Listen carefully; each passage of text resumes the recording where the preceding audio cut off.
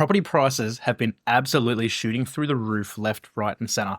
One client making 40 grand in a single month. Today, we're going to be talking about that and the impact that the first buying grants have had around Australia. We've got some alarming statistics that have been publicly released last week in the media and how it actually affects not just the first home buyers getting into the market with 95% loan, but also us investors who are trying to expand their investment portfolio and how the effects of that impact us, not just for the short term, but also for the long term. Sit back, relax, and enjoy the show.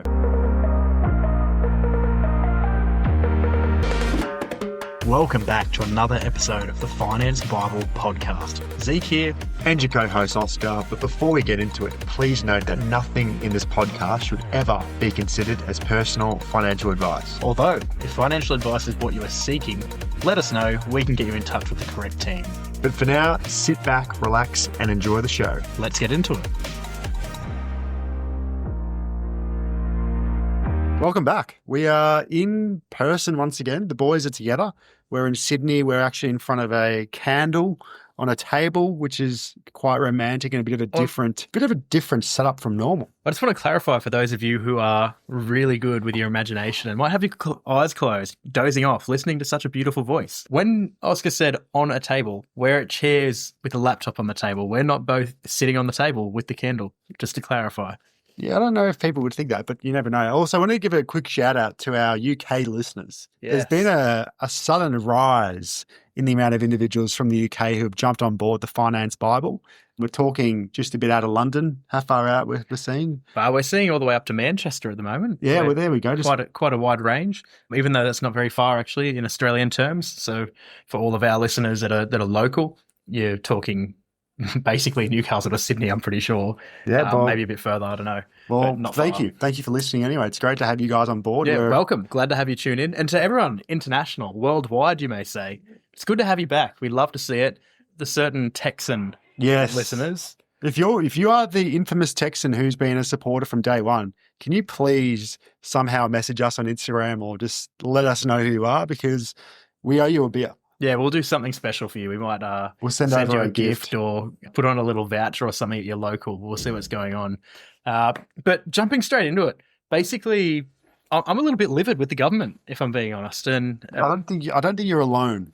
I don't think that. Yeah, I think you'd be alone if you're not living with the government. But surprise, surprise, they're all idiots. We've all known it forever, and I'm quite vocal about this issue. Very passionate. But we've been saying it for a while now that the first buyer grants are one of the dumbest things that we've ever seen. Mm-hmm. And the problem we're having now, I mean, there's many, many problems, but one of the problems that we're having is a little bit of backlash on investors at the moment.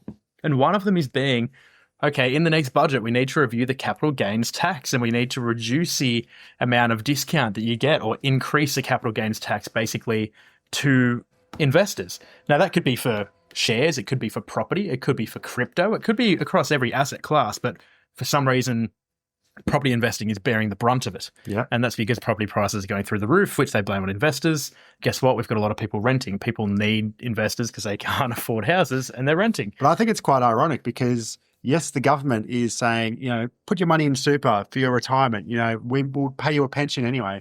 And Australians are figuring out, well, I don't want to rely on the government to pay me my pension because that is not enough for my life. So I want to put my own retirement in my own hands, and I'm going to go out and actively invest in property and learn how to do it. And you've got people, learning all the tricks and the trades and buying in their super, buying personally, buying in trusts or whatever the structure that it is.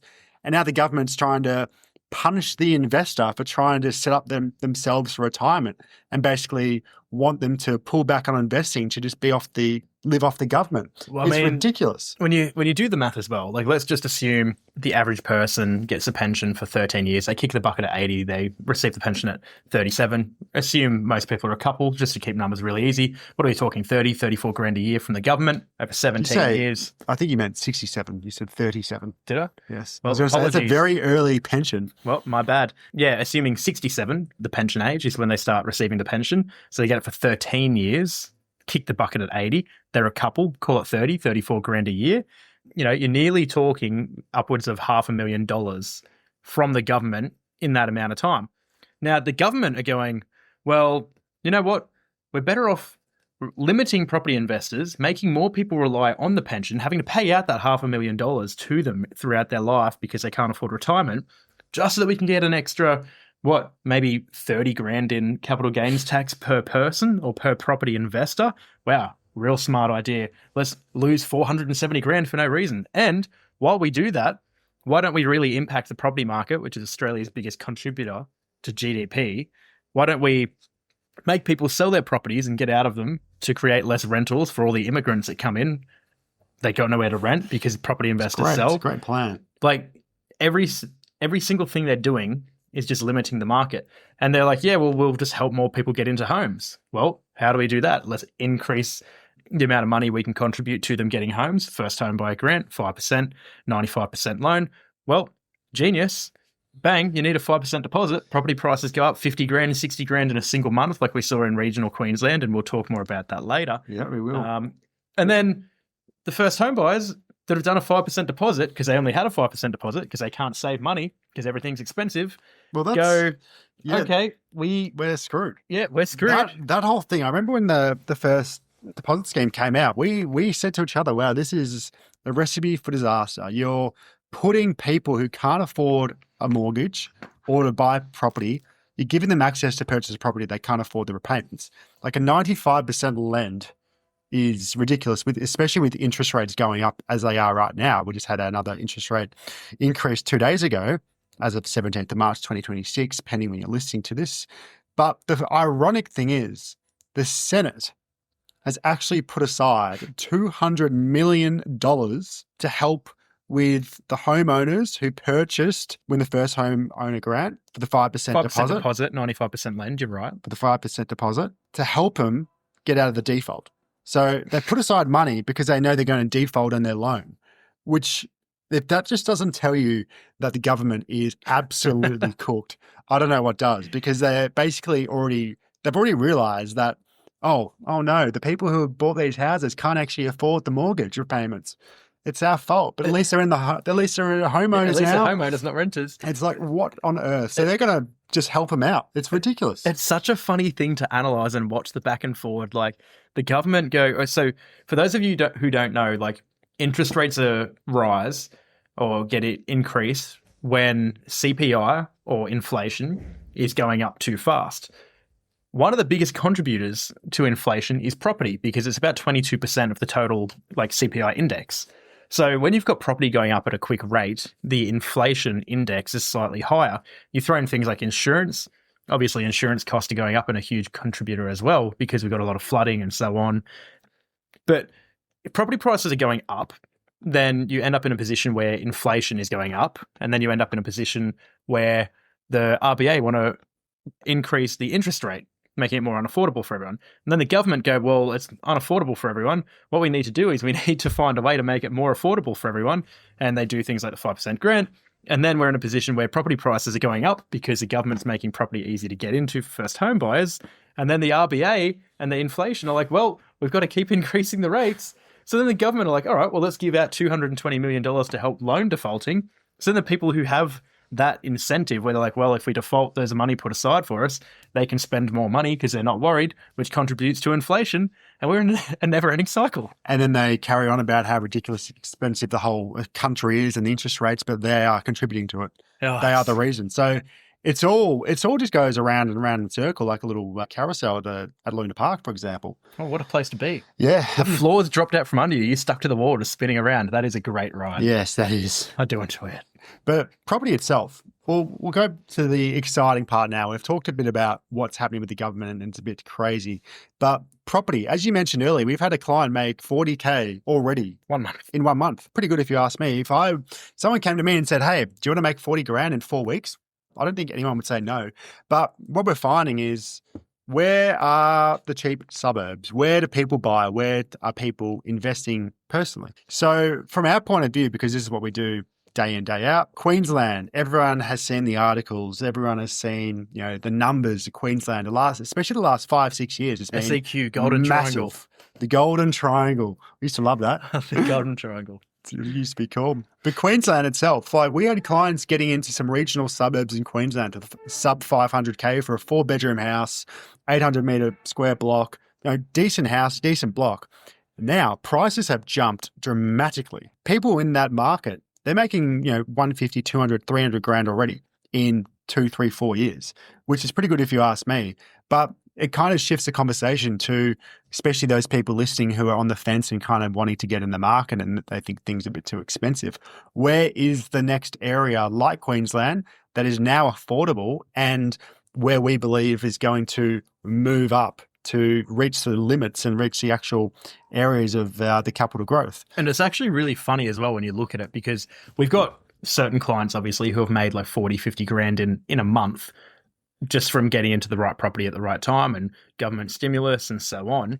But the funny thing is, what we do with our company is ultimately every year we send out emails to all of our clients with how much money they've made in terms of their property growth over the last 12 months to date.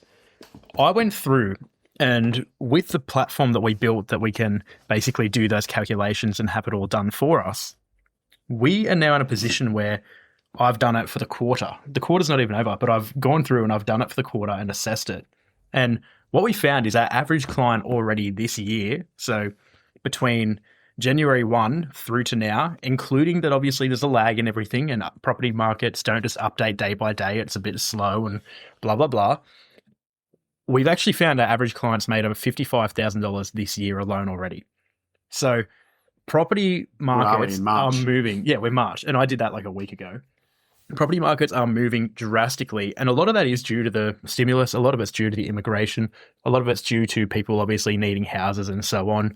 But it's just going to keep going. And the more that people or the government make it easier for first home buyers or keep handing out stimuli or putting money aside for people who are defaulting and so on, it's just going to keep happening. They can keep raising interest rates. It's not going to have an effect ultimately. There might be a slight 2 week, oh no, interest rates have gone up. And then after that, guess what? People still need somewhere to live. Yeah. And people who are serious about investing aren't going to, pull out and sell when there's interest rate rises. If you're serious about it, you look at the long-term approach for the next 20 to 30 years, not the next 12 months. So if you're really serious, obviously you need to speak to a team who can guide you.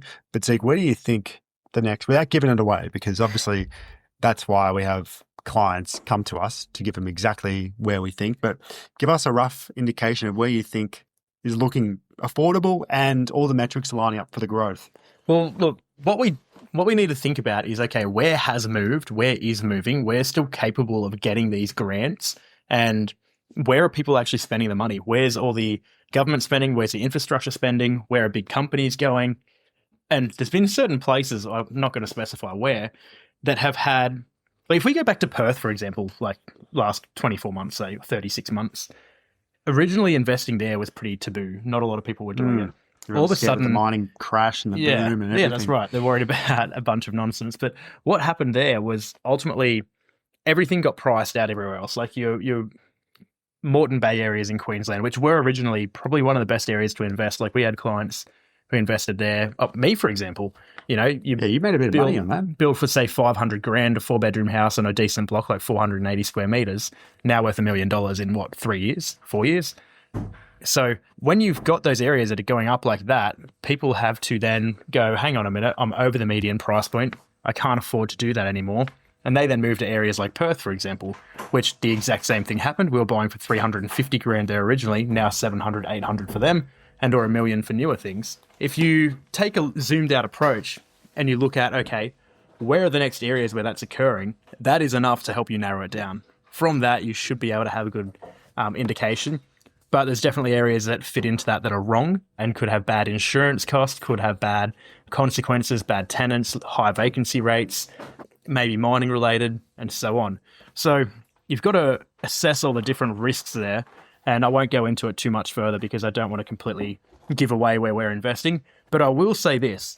If you've gone on and you've looked at some of our recent wins, for example, if you're seeing that, we're posting that a few months later because we don't want to release to the public where our investors are making money, because then you can do the exact same thing, obviously. So if you're seeing that and going and buying that property or that area, sure, you might make some money, but you've missed the biggest growth because we delay it.